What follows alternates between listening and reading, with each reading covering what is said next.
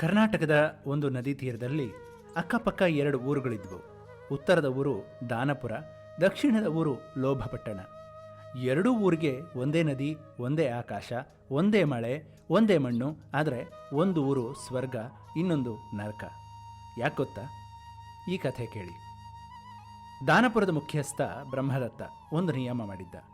ಊರಿನ ಪ್ರತಿ ಕುಟುಂಬ ತಮ್ಮ ಇಳುವರಿಯ ಒಂದು ಭಾಗ ಊರಿನ ಸಮ್ಮಿಲನಕ್ಕೆ ಕೊಡಬೇಕು. ಕುಶಲಕರ್ಮಿ ತನ್ನ ಕೌಶಲ್ಯದ ಒಂದು ಭಾಗ ಸಮಾಜಕ್ಕೆ ಕೊಡಬೇಕು. ಜ್ಞಾನಿ ತನ್ನ ಜ್ಞಾನ ಮಕ್ಕಳಿಗೆ ಕೊಡಬೇಕು. ವೈದ್ಯ ಬಡವರಿಗೆ ಉಚಿತ ಚಿಕಿತ್ಸೆ ಕೊಡಬೇಕು ಅನ್ನೋದು. ಜನ ಮೊದಲು ಗೊಣಗಿದ್ರು. ಕಷ್ಟಪಟ್ಟು ದುಡಿದ ಫಲ ಕೊಡಬೇಕಾ, ನಮಗೇನು ಸಿಗುತ್ತೆ ಅಂತ. ಬ್ರಹ್ಮದತ್ತ ಹೇಳಿದ, ಕೊಟ್ಟಾಗ ಸಿಗುತ್ತೆ, ಕಾಯಿರಿ ಅಂತ. ಊರಿನ ಜನ ಕೊಡೋಕ್ಕೆ ಶುರು ಮಾಡಿದರು. ರೈತ ಧಾನ್ಯ ಕೊಟ್ಟ, ಬಡವರಿಗೆ ಊಟ ಸಿಕ್ತು. ಬಡಗಿ ಮನೆ ಕಟ್ಟಿದ, ಅನಾಥರಿಗೆ ಆಶ್ರಯ ಸಿಕ್ತು. ವೈದ್ಯ ಚಿಕಿತ್ಸೆ ಮಾಡಿದ, ರೋಗಿಗಳು ಗುಣಮುಖರಾದರು. ಶಿಕ್ಷಕ ಪಾಠ ಮಾಡಿದ, ಮಕ್ಕಳು ಬೆಳೆದರು. ಕ್ರಮೇಣ ಆ ಊರಲ್ಲಿ ಒಂದು ಅದ್ಭುತ ಆಯಿತು. ಕೊಟ್ಟ ರೈತನ ಹೊಲಕ್ಕೆ ಹೆಚ್ಚು ಮಳೆ ಬಿತ್ತು. ಕೊಟ್ಟ ವ್ಯಾಪಾರಿಯ ಅಂಗಡಿಗೆ ಹೆಚ್ಚು ಗ್ರಾಹಕರು ಬಂದರು. ಊರು ಸಮೃದ್ಧವಾಯಿತು. ಇದೇ ಸಮಯದಲ್ಲಿ ಲೋಭಪಟ್ಟಣದ ಕೃಪಣ ತನ್ನ ಮನೆಯ ಗೋಡೌನ್ನಲ್ಲಿ ಧಾನ್ಯ ತುಂಬಿಟ್ಟ. ಬೆಲೆ ಏರಿದ ಮೇಲೆ ಮಾರ್ತೀನಿ, ಯಾರಿಗೂ ಕೊಡಲ್ಲ ಅಂತ. ಊರಿನ ಶ್ರೀಮಂತರೆಲ್ಲ ಇದೇ ಮಾಡಿದ್ರು. ಯಾರಿಗೂ ಕೊಡಲಿಲ್ಲ, ಎಲ್ಲ ಸಂಗ್ರಹ ಮಾಡಿ ಇಟ್ಕೊಂಡ್ರು. ಆ ವರ್ಷ ಲೋಭಪಟ್ಟಣದಲ್ಲಿ ಮಳೆ ಕಡಿಮೆ ಆಯಿತು, ಬೆಳೆ ಇಳೀತು. ಬಡವರು ಹಸಿವಿನಿಂದ ಬಳಲಿದ್ರು. ಗೋಡೌನಿನ ಧಾನ್ಯ ಹುಳ ಹಿಡಿಯಿತು. ಊರಲ್ಲಿ ರೋಗ ಹರಡಿತು. ಸಮಾಜ ಒಡೆಯಿತು. ಒಂದು ದಿನ ಋಷಿ ಆಂಗೀರಸ ಎರಡೂ ಊರಿಗೆ ಬಂದರು. ಮೊದಲು ಲೋಭಪಟ್ಟಣಕ್ಕೆ ಬಂದರು. ನೋಡಿ ನಕ್ರು. ಕೃಪಣ, ನೀನು ಗೋಡೌನ್ ತುಂಬಿದ್ದೀಯಾ, ಆದರೆ ಊರು ಖಾಲಿ ಆಗ್ತಿದೆ. ಸೃಷ್ಟಿಯ ಕ್ರಮ ಮುರಿದಿದ್ದರ ಫಲ ಇದು ಅಂತ ಹೇಳಿದರು. ನಂತರ ದಾನಪುರಕ್ಕೆ ಬಂದರು. ಸಮೃದ್ಧ ಊರು ನೋಡಿ ಖುಷಿಯಾಯಿತು ಅವರಿಗೆ.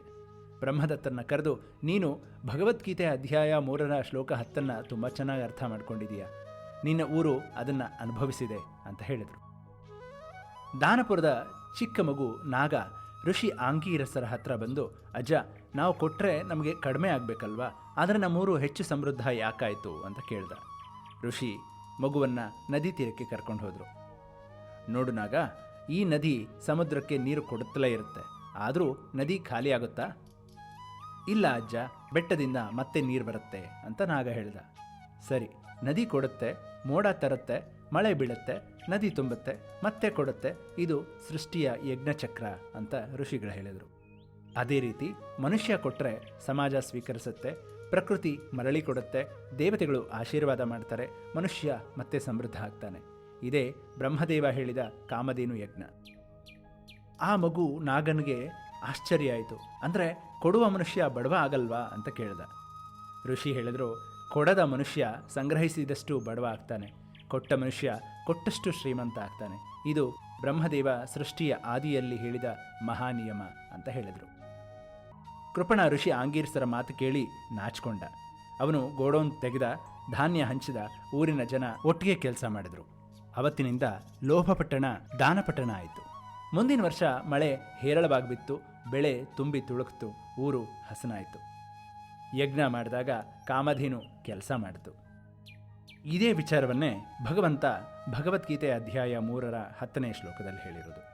ಶ್ಲೋಕ ಹೀಗಿದೆ: ಸಹಯಜ್ಞಾ ಪ್ರಜಾ ಸೃಷ್ಟ್ವಾ ಪುರೋವಾಚ ಪ್ರಜಾಪತಿ ಅನೇನ ಪ್ರಸವಿಷ್ಯಧ್ವಂ ಏವೋಸ್ತಿಷ್ಟ್ವ ಕಾಮಧುಕ್. ಈ ಶ್ಲೋಕದ ಕನ್ನಡ ಅನುವಾದ: ಸೃಷ್ಟಿಯ ಆದಿಯಲ್ಲಿ ಪ್ರಜಾಪತಿ ಬ್ರಹ್ಮದೇವ ಮಾನವರನ್ನ ಯಜ್ಞದ ಜೊತೆಗೆ ಸೃಷ್ಟಿಸಿ ಹೇಳಿದ, ಈ ಯಜ್ಞದಿಂದ ಸಮೃದ್ಧವಾಗಿರಿ, ಇದು ನಿಮ್ಮ ಎಲ್ಲ ಇಷ್ಟಾರ್ಥ ಪೂರ್ಣ ಮಾಡುವ ಕಾಮಧೇನು ಆಗಲಿ ಅಂತ. ಶ್ಲೋಕ 9ರಲ್ಲಿ ಕೃಷ್ಣ ಹೇಳಿದ್ದ, ಯಜ್ಞ ಭಾವದಿಂದ ಕರ್ಮ ಮಾಡು, ಮೋಕ್ಷ ಸಿಗುತ್ತೆ ಅಂತ. ಅರ್ಜುನನಿಗನ್ನಿಸ್ತು, ಯಜ್ಞ ಕರ್ಮ ಮಾಡಬೇಕು ಅಂತ ಯಾರು ಹೇಳ್ದ, ಯಾಕೆ ಹೇಳ್ದ ಅಂತ. ಶ್ಲೋಕ 10ರಲ್ಲಿ ಕೃಷ್ಣ ಸೃಷ್ಟಿಯ ಆದಿಯ ಮಹಾಸತ್ಯ ಬಿಚ್ಚಿಟ್ಟಿದ್ದಾನೆ. ಯಜ್ಞ ಮಾನವ ನಿರ್ಮಿಸಿದ ಆಚರಣೆ ಅಲ್ಲ, ಬ್ರಹ್ಮದೇವ ಮಾನವನನ್ನೇ ಯಜ್ಞದ ಜೊತೆಗೆ ಸೃಷ್ಟಿಸಿದ್ದ ಅನ್ನೋದು ಈ ಶ್ಲೋಕದ ಅರ್ಥ. ಈ ಶ್ಲೋಕವನ್ನು ಆಧುನಿಕ ವಿಜ್ಞಾನ ಮತ್ತು ಯಜ್ಞಚಕ್ರ ಹೋಲಿಕೆ ಮಾಡಿದಾಗ ಆಧುನಿಕ ಅರ್ಥಶಾಸ್ತ್ರ ಹೇಳುತ್ತೆ, ಸರ್ಕ್ಯುಲರ್ ಎಕಾನಮಿ ಅಂದರೆ ಚಕ್ರಾಕಾರ ಅರ್ಥವ್ಯವಸ್ಥೆ. ನೀಡಿದರೆ ಮರಳಿ ಬರುತ್ತೆ, ತಿನ್ನುವ ಉಳಿಕೆ ಗೊಬ್ಬರ ಆಗುತ್ತೆ, ಗೊಬ್ಬರ ಬೆಳೆ ಆಗುತ್ತೆ, ಬೆಳೆ ಊಟ ಆಗುತ್ತೆ. ಗೀತೆ 5000 ವರ್ಷದ ಹಿಂದೆನೇ ಇದನ್ನು ಹೇಳಿತ್ತು. ಆಶ್ಚರ್ಯ ಅಲ್ವಾ?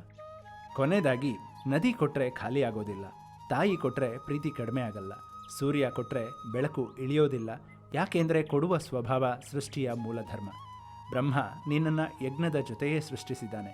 ಆ ಮೂಲಧರ್ಮ ಉಳಿಸಿ ಯಜ್ಞ ಮಾಡು. ಇದೇ ಕಾಮಧೇನು, ಇದೇ ಮೋಕ್ಷ ಅನ್ನೋದು ಕೃಷ್ಣನ ಮಾತು ಈ ಶ್ಲೋಕದಲ್ಲಿ. ಮುಂದಿನ 11ನೇ ಶ್ಲೋಕದಲ್ಲಿ ಕೃಷ್ಣ ದೇವತೆಗಳ ಮತ್ತು ಮಾನವರ ನಡುವಿನ ಅದ್ಭುತ ಪರಸ್ಪರ ಸಂಬಂಧ ತೆರೆದಿಡ್ತಾನೆ.